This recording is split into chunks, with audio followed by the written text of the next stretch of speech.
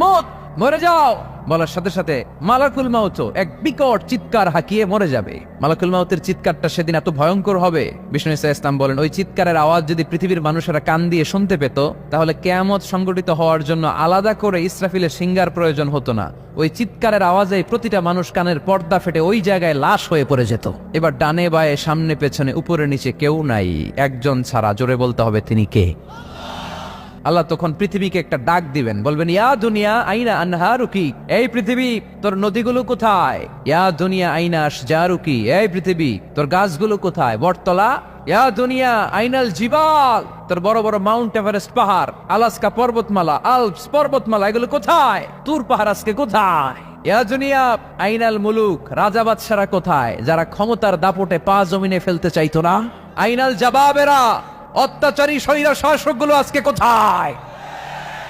কোথায় আজকে?